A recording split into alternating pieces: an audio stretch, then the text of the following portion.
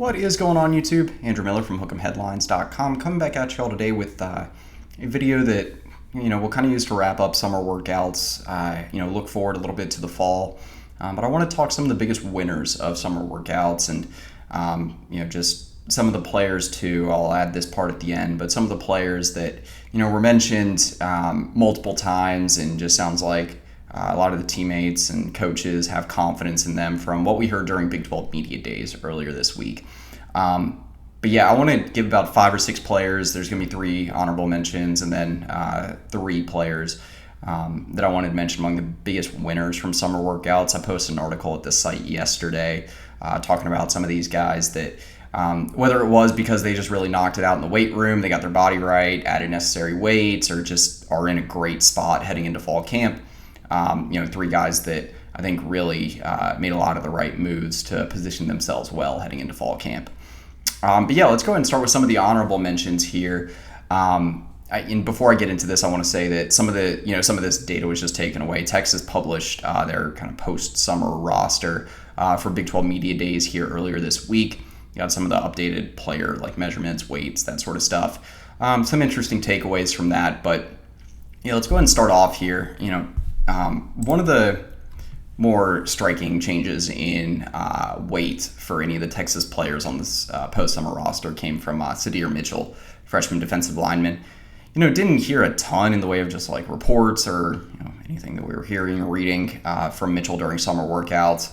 But the fact that he was able to get down to 6'6", 335 pounds coming out of summer workouts is a huge testament to him getting his body right heading into the fall.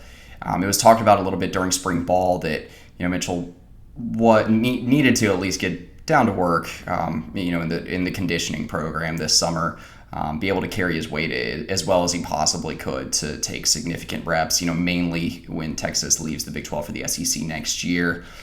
Mitchell isn't going to be a critical component of the interior defensive line rotation this fall, but he could still contribute, and this is a good first step for him to be able to get his body right. And since he's a guy that's going to be borderline too deep, but I think he still will get, a pretty significant snap count, maybe in the ballpark of 200 to 300 defensive snaps this fall. Kind of maybe be the 5th or 6th guy in the rotation behind Alfred Collins, Trill Carter, along with obviously Byron Murphy and T'Vondre Sweat. But, Mitchell, again, being able to get his body right, dropping that weight, he's still a big human, still being at 335 pounds.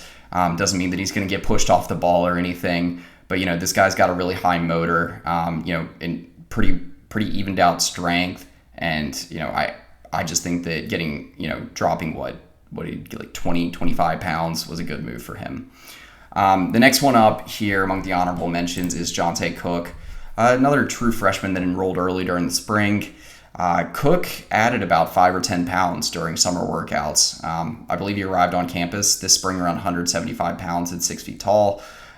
He's now listed at 6 feet, 186. And you can see him in pictures on social media now. He looks a lot more jacked than he did when he arrived on campus. Also, I watched him, 7-on-7 combines, camps, and at DeSoto last fall. He looks different. And, he's definitely one of the guys that put on the most muscle among the skill guys that enrolled early, in summer workouts. And so Cook definitely got his body right to be able to compete at the Power 5 level this fall. Cook was already showing that he had the tools of a natural wideout when he arrived on campus competing in spring ball. And I think getting his body right is just another box that he checks to be able to contribute early. He's a guy that obviously won't be starting at field receiver since that spot's locked down by Xavier Worthy, but he's definitely a guy that can maybe be that 5th wide receiver in the rotation, maybe ahead of guys like Casey Kane and DeAndre Moore, but, kind of in that group with Isaiah Nayor that might not be starting among the top 3 wideouts, but is still contributing heavily this fall. The next one up and the last one I wanted to mention with the honorable mentions, and the only upperclassman, is senior defensive lineman Trill Carter. Carter was a summer enrollee. Texas brought him in as a Minnesota transfer late in the spring. He was the last transfer addition in this class for the Longhorns. But there weren't many transfers this offseason that you heard as much about, just in a positive sense, in their first few weeks on campus than Carter. Heard a lot of stuff that on reports that like he was just outworking everyone, that he was really setting the tone along with guys like Byron Murphy in the weight room, with the conditioning program, in the film room, all of the things like that. Specifically heard from a report that he just wasn't going to be outworked by anyone. And, for a guy that's going to be a quality contributor on the 2 deep probably for multiple years at Texas, he's got 2 years of eligibility remaining, so he could be back in 2024. That's a really good sign. He's a guy that I think could be taking 20, maybe 30 defensive snaps per game. He's not going to be a starter, but still in that rotation. And just hearing that his physical tools, his conditioning were better than advertised when he arrived on campus, and just how hard he was working, something that really sets the tone for the defensive line, really bodes well for the direction of his game heading into the fall. And then get into the list here among the guys that I actually wanted to mention from my article of the biggest winners from summer workouts. I'll start off here, DJ Campbell, sophomore interior offensive lineman, potentially the starter for Texas at offensive guard opposite Hayden Connor if he can, win that job over Cole Hudson this fall. Campbell, there were some good things I was hearing from him coming out of summer workouts, some good things reported. He ultimately was able to make a full return for summer workouts. He's coming off that wrist injury that he suffered that forced him to miss the spring game back on April 15th. And so the fact that he was, able to get back in the groove of things and get back in the mix as a full participant in the summer strength and conditioning program coming off that wrist injury was positive in and of itself. But also hearing that he was making positive strides in the weight room and, in what practice reps he did get during the summer was positive to hear as well. But, one of the biggest reasons that I think he's a winner coming out of summer workouts is that, Texas has been getting reps for Cole Hudson at the center position. Hayden Connor's been now training back, I believe, exclusively at offensive guard, and Cole Hudson's now the guy that they're kind of testing out to see maybe will this work? Is he a guy that could potentially start this fall over Jake Majors? And Texas has been trying out a number of different guys at center. Last year was Junior Onkulau that looked like he could have been the center over Jake Majors during the fall until he unfortunately suffered that season-ending injury. Now that's Cole Hudson, but Cole Hudson's starting at center this fall. That opens the door for DJ Campbell to be the starter at guard, and so just the opportunities that he's getting to really make that next take that next step, because this is the year that he needs to show why he was the number 1 rated interior offensive line recruit in the nation in the 2022 class. This is a critical year for him. So, just a lot of things building up to where, he'll really have a big opportunity to take that next step and become that solidified starter at, I believe, would be right guard this fall. Next winner I wanted to mention is, and I would probably say the biggest winner coming out of summer workouts for Texas, at least among the underclassmen, is Derek Williams. True freshman safety. He was the highest rated recruit among the summer enrollees for the Longhorns. Honestly, one of my favorite commits that Texas got in the 2023 class. He's a guy that's just an SEC caliber safety. He's the type of dude that you would usually see roaming like a LSU or Alabama defensive backfield, but Texas got a guy that's, I think, going to be able to get a spot on the 2 deep immediately. There were some hesitancies for a lot of people to say that Williams would definitely be an impact player right away, knowing that he wasn't an early enrollee. Obviously, Sark and Longhorn staff really value getting those guys in, getting those valuable early reps during the spring. But, Williams, just a guy that's showing that he's going to be too good to keep off the field. Really blew everyone away during summer workouts. From what I read in various reports, he was looking really good in 7-on-7 work this summer.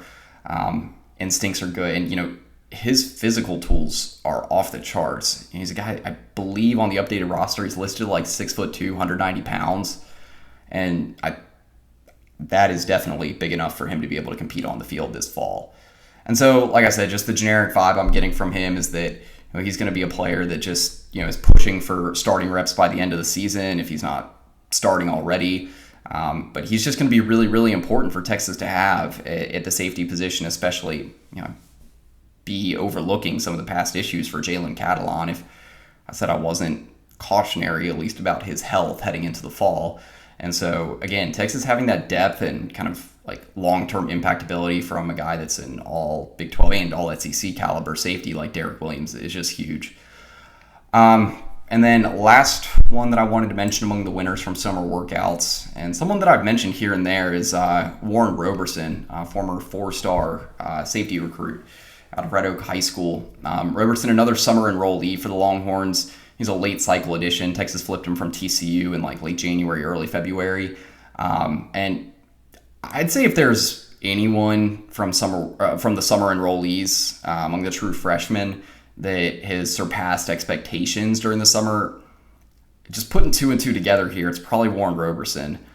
He's a guy that just, was viewed as maybe like a long-term upside guy that could be, a contributor on the 2 deep by his second or third year on campus. At least that's what I kind of pegged him as in terms of his projection and trajectory at Texas. But he's proving with, both his physical tools and his football IQ that he's going to be a guy that can impact a little bit earlier than that. I think he was a little bit under, he was kind of like a mid 4-star recruit from most of the major recruiting services, but I think the value he's showing so far, it's still early, but the value he's showing so far is probably more that of like a high 4-star. He's proving to be a little bit more like impact ready, in terms of his instincts, awareness on the field, his physical tools, his frame, and heard a ton of good stuff. I think it was 2 quotes from various reports during summer workouts. I think one was from Orange Bloods, but saying that, he was the most pleasant surprise among the defensive backs, the underclassmen defensive backs during summer workouts. And so, he's a guy that I would say to watch if you're looking for a guy maybe in the next year or two you weren't expecting, but they could make an impact on the field. Again, Texas at the safety position, they have talent and depth, experience between guys like Jaylan Catalon at boundary safety, and then Jaron Thompson at field safety. And then Derek Williams, I think, will be a backup safety, probably the third guy this fall. But beyond that, there's a little bit of uncertainty. I think that, a guy coming into the mix like Roberson can win additional reps if he shows out during fall camp. And so, maybe a unexpected riser and winner coming out of fall camp to watch if you're just looking among the true freshmen. So now I want to take a look at some of the guys that coming out of Big 12 Media Days received just positive words, some praise, whether it was from Sark or some of their teammates, some of the guys that were representing Texas at Big 12 Media Days. Just to recap, the 5 representatives for Texas at Big 12 Media Days were senior linebacker Jaylan Ford, senior defensive back Jade Barron, redshirt sophomore quarterback Quinn Ewers, junior wide receiver Xavier Worthy, and redshirt senior wide receiver Jordan Whittington. One of my big takeaways from Big 12 Media Days was just that, Sark and, the Longhorns 5-player representatives were just really, really confident, had that business-like mentality, during just the breakout interviews and, when they were interviewed by ESPN or on the main stage at Big 12 Media Days. I believe that was July 12th. That was their day to, to talk on the main stage and do interviews at Big 12 Media Days. And so, there's 4 players that just heard a lot of good things about and that I specifically pinpointed as guys that really just have a lot of confidence from their teammates and the coaches, which is a good sign heading into fall camp. The first one was one of the player representatives for Texas at Big 12 Media Days, and that's Jaylan Ford. Ford, this was every single one of the player representatives for Texas, this was their first time going to Big 12 Media Days, but Ford was just exuding the confidence of a guy that's like the leader of the defense. Whether it was the interviews that he was doing or, just positive words that Sark had for him. When Sark was doing the ESPN interview specifically, one of the quotes I liked from him was that he still, kind of has that fight that Jaylan Ford should have been the Big 12 Defensive Player of the Year. And, if you followed us at the site or on Twitter or anything for a long time, and just I know a lot of Texas fans have felt this way, shouting to the high heavens that he was the deserved Big 12 Defensive Player of the Year last year over Enrique Uzoma for Kansas State. Great player in his own right, but, Jaylan Ford definitely, I think, had the better statistical and just more impactful season. And so, just hearing a lot of the positive traits about Ford's leadership qualities, the confidence that he exuded during his own interviews, it was all really, really positive, and it kind of showed that he is the leader of this defense heading into the fall. That's a really good sign because he's a guy that had DeMarvion Overshone playing next to him as, just another steady rock at the linebacker position. This year, though, Marvin Overshown now going to be playing for the Dallas Cowboys at AT&T Stadium. Ford is going to be the leader of this linebacker core, and at least from what he showed during summer workouts, and again, a lot of the positives that we heard about him at Big 12 Media Days, he's ready to take that next step and really be the vocal leader of the entire defense. Heard that he was a guy during summer workouts that was not only getting down to business himself and working really hard, but that he was really getting the energy going and serving as a mentor for some of the younger linebackers. And it's a report from a couple weeks ago that said that he was really serving as the mentor for Leona Lafau and Anthony Hill specifically, who are, I think, two guys that are going to be really impactful for Texas in the future. Anthony Hill this fall. And so just a lot of positive things to say about Jaylan Ford. So loved the confidence from him during Big 12 Media Days. The next one I wanted to mention is Jonathon Brooks, redshirt sophomore running back. Brooks wasn't a player representative at Big 12 Media Days, but I think if there was any question that he might be pushed for starting reps at running back heading into fall camp, those were probably put to rest during Big 12 Media Days. Sark talked more about Brooks and his potential in this offense and his ability than any of the other running backs. Not to say he did have a lot of positive things to say about guys like C.J. Baxter, Jaden Blue, Keelan Robinson, Savion Red, but Brooks was the main guy, and Sark specifically talked about his home run ability, just kind of that dynamic first step that he has, that agility he has, just bounce it to the outside, and how good he's been when given the chance at Texas the last 2 years. Sark really exuded the confidence in Brooks that, he's not going to miss too much of a step despite the big losses of Bijan Robinson and Rashawn Johnson. And his teammates, too, expressed a lot of confidence in him as RB1. Again, whenever you're hearing Brooks' name come up this much compared to the other running backs, that's a good sign that he is, that guy in the running back room heading into the fall. Next name up I wanted to mention, another one of the player representatives for Texas at Big 12 Media Days, and the last of those that I'll mention among the players that just really heard a lot of good things about earlier this week is Quinn Ewers. Ewers, he was kind of that soft-spoken, level-headed guy in a lot of the interviews he did, especially a lot of the breakout interviews at Big 12 Media Days. Transcribed the interview that he did with one of the BYU media groups, the obvious takeaway from Quinn Ewers from Big 12 Media Days was that, similar to Jonathon Brooks, he is the guy at quarterback. There's not anyone pushing him. Sark really went out of his way to make sure that, people know that he's got high expectations for Quinn Ewers heading into the fall, that, this is his offense and ultimately this is his team. Like, Ewers, he's not in a quarterback battle anymore. Sark took measured steps to make sure that, he put down any talk of the Arch Manning quarterback competition, saying that this is not the year for Arch, but that in the future he's going to be great at Texas. But that, Sark mentioned multiple times that Quinn Ewers, he thinks is a first-round NFL draft talent, and that, he's really going to be able to take that next step and, move this offense forward this fall. And so all of that talk, all of the confidence, Jordan Whittington and Xavier Worthy expressed a lot of confidence in him as well from Big 12 Media Days. Whittington specifically mentioned that, Ewers has been stepping up as more of a vocal leader. That was also from an Inside Texas report recently, that looking more confident, better vocal leader in summer workouts than he was at this time last year. And that, again, he's looking like a guy that's going to be able to be more aggressive, take more control of the offense this fall. So a lot of good things from Quinn Ewers. There's too many quotes to specifically say anything, but the last one that I wanted to mention, I mentioned earlier that I transcribed the BYU interview that he did. He mentioned that the potential in the wide receiver room is sky high this year, that guys like Sydir Mitchell, Jordan Whittington, I think he specifically mentioned that he begged Jordan Whittington to come back this year, which I thought was funny, but that just he has a ton of confidence and that he knows how good this wide receiver room is. So, not only does Ewers look more confident this year, but he has more confidence in the pieces around him. And then the last player I wanted to mention that we heard a lot of good things about from Big 12 Media Days, outside of kind of rehashing some of the guys I talked about as winners earlier, is Jalen Catalon. Catalon didn't get a whole lot of run for Texas. He got some reps during the spring, but he was still limited due to injury. From my understanding and from various reports, he's now been a full participant in summer workouts, that he's good to go heading into the fall. And so that's a great sign. That in and of itself could have made him a winner coming out of summer workouts. I kind of considered putting him in that group. But, Catalon's really, I think I heard something from Big 12 Media Days that someone said that he's really embracing the new leadership role that he has. I think that was from TFB Texas.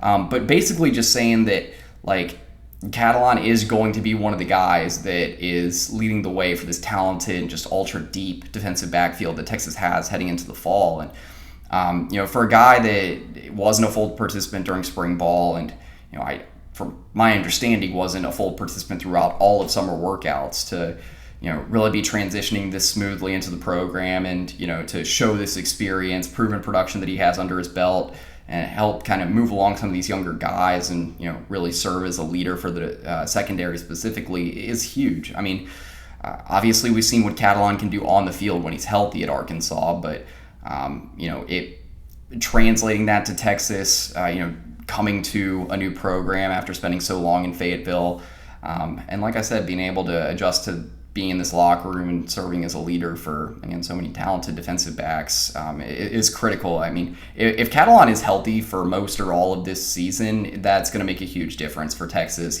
Again, I mentioned the secondary is really, really good, but he's a guy that could be an all Big 12 first-team performer, all-American level performer from what we've seen in the past from him, and be a staple to this defense more than anything.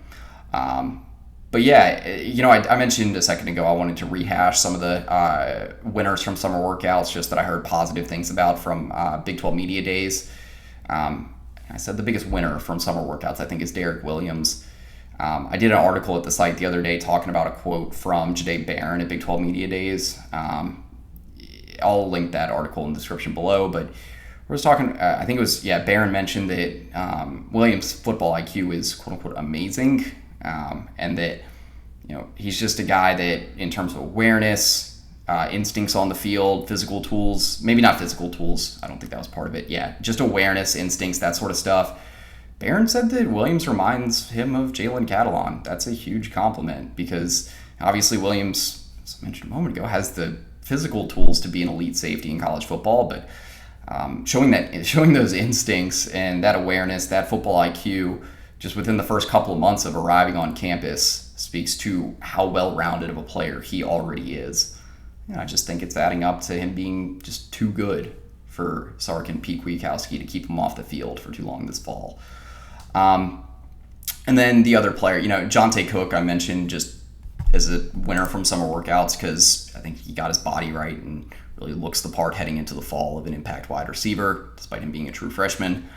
But there was one quote that came about this was from OB, that, some of the coaches and people in and around the program already have the confidence heading into the fall that Texas, whenever Worthy leaves, if that's more than likely next offseason, that Cook is the guy that will be his replacement and that they won't really miss a step at field receiver.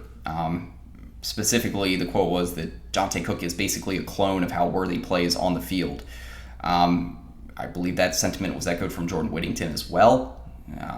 Xavier Worthy, obviously, a guy that was agreeing with that sentiment. But, I just really think that Johntay Cook is, in multiple ways, checking a lot of boxes of a guy that's going to be an impact wide receiver in a wide receiver room that's insanely deep and one of the best in the Power 5, hands down.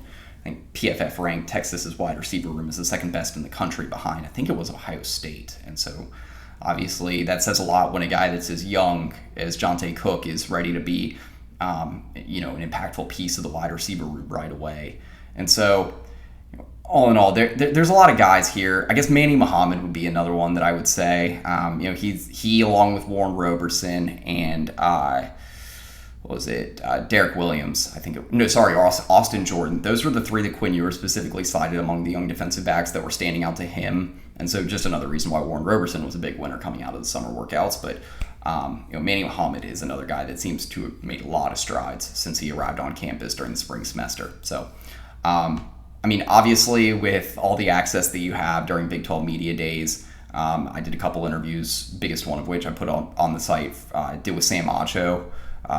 So I'll link that as well in the description below. But between all the interviews, breakout interviews, ESPN live stream, Big 12 live stream, things like that, A lot of takeaways from Big 12 Media Days, the last one before moving to the SEC, and just a lot of reasons to build excitement heading into fall camp. We have fall camp right around the corner on August 2nd, so just a few weeks away now. But anyway, for Andrew Miller, Hook'emHeadlines.com, that's pretty much it. Hook 'em.